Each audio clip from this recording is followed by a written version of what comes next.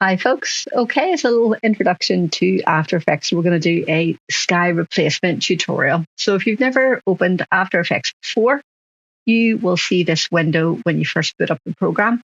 Click New Project, and it's going to bring you into this default workspace. If you're not in default, click Default and go up to Window, Workspace, and reset Default to Save Layout, just if you accidentally close a window or it all goes a bit wrong. So this is very much a beginner tutorial. So if you know a little bit about After Effects, you can skip through until you find something that you are confused about. So what we're going to do first and foremost is we're going to open up File Explorer and go to my Downloads folder. If you have downloaded these assets, Sky Replacement Tutorial, they're going to come in what's called a zip file. That means I've packaged the assets up so they have a smaller file size and they're compressed, easier to download. We need to unzip the file because After Effects can't work with zipped files. So right-click on it, go to Extract All, choose the folder you'd like it to go to, and then click Extract. Mine's coming up with Replace Files. I've already done this process. You should have these 3 clips, and then X out of it. In After Effects again, go to your project panel here, double left-click inside, go to where you have saved your assets, select the 3 assets. So you can just click on one, hold down Shift, and click on the others, and then import. And this is our base clip.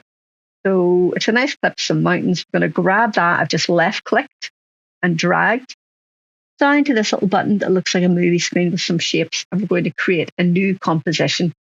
So now we can see the clip here in our window, and we also have the clip here on this timeline. This little blue bar is our timeline indicator. So we're going to scrub through till we get to this Action VFX logo where I downloaded the footage from. We're going to go just before that, and we're going to trim out that part of the clip by grabbing this little blue area, which is the end of our work area. We're going to drag that in. I'm going to right-click, trim from to work area, and there we go. Gotten rid of that. So what we're going to do is we're going to go up here to our toolbar, and we're going to click into our rotor brush kind of suite of tools. And we're going to choose Quick Selection Tool, which is the most efficient tool for the job. Now, you'll notice nothing happens because I can only use the rotor brush suite of tools in the layer window. So I'm going to double click. And it pops open this new window, and I can literally just click and resize things in my timeline. And I'll get this little green kind of blob. If I hold down Control and then I left click on my mouse and I drag it to the right, I can make that a little bit bigger. Left will make it smaller.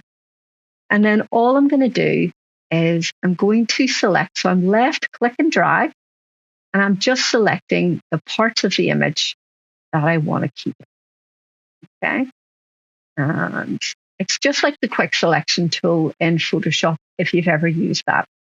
And there we go. It's selected those parts. If I grab and drag across here, this is showing me what has been selected. I'm happy enough with that. We're going to go backwards. And what we have to do is hit spacebar. And what After Effects is going to do is it is going to try to track the area I've selected all the way through the clip. We'll have to be patient. This will take a minute or 2. Okay, so once you're happy, it looks good. I'm just going to double check it here. I'm just going to scrub through the clip, make sure there aren't any flickers. Looks pretty good to me. I do have kind of a hard edge here. So I'm going to go to my Object Matte. That's my rotor brush tool's new name. My Object Matte tool, and I'm going to feather that out. I'm going to increase the feather. So what a feather does, if I just show you, is if I left click and drag, it's softening the edges of my matte. So you could make it quite extreme, but then you start to lose your realism. So we'll probably go with maybe about 12, and that's just softened the edges nicely. So it's kind of looks a little bit more realistic. Now, before we can do the next step in our process of replacing our sky, we need to freeze this. That means that we're locking it in place. Okay, so hit freeze again. This will take a minute. Okay, there we go. And once it's frozen, we can just close that layer window. Now you can see we've just got our lovely mountain clip and we don't have a sky. So what we're going to do is we're going to go up to our project panel by clicking on these arrows and navigating back to it. And we're going to grab that nice sky image. I'm going to left click and I'm just dragging it straight down to the timeline. I'm going to drop it there underneath. And if I scroll backwards on my mouse using the mouse wheel, I can now see this boundary box. Well, I'm on the wrong tool. Let's go to my selection tool. If I left click here on this little box and drag, I can make that clip smaller.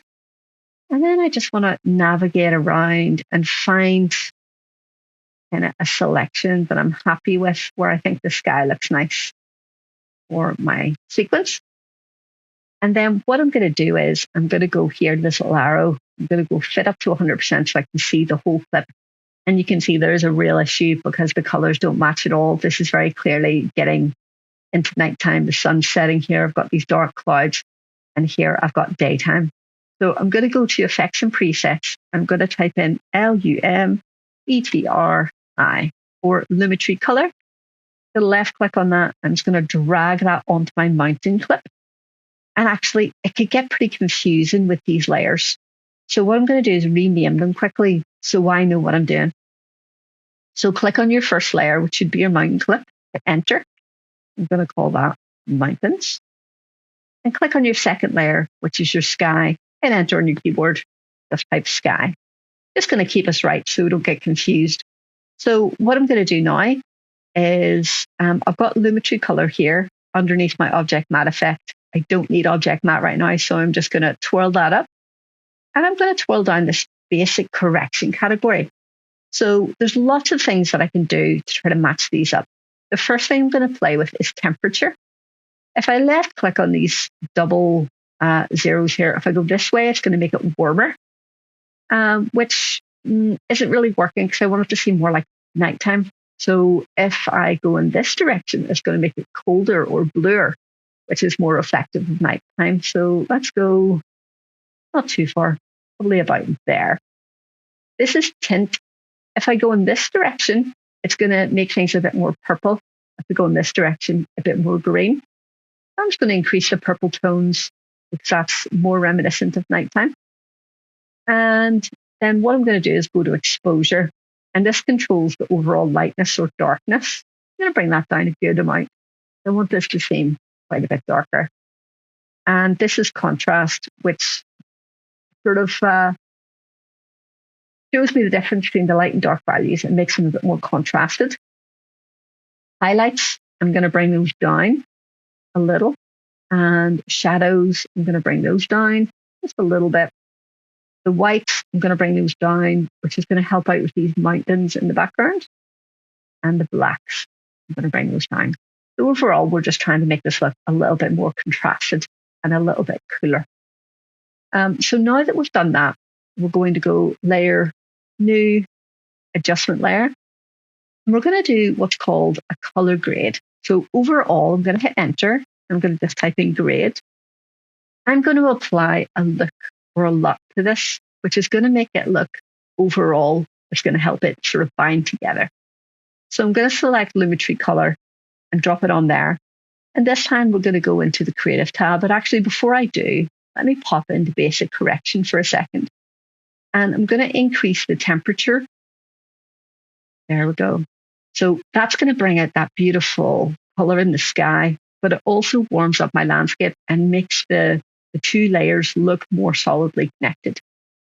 So I'll twirl up my basic correction and go into my looks.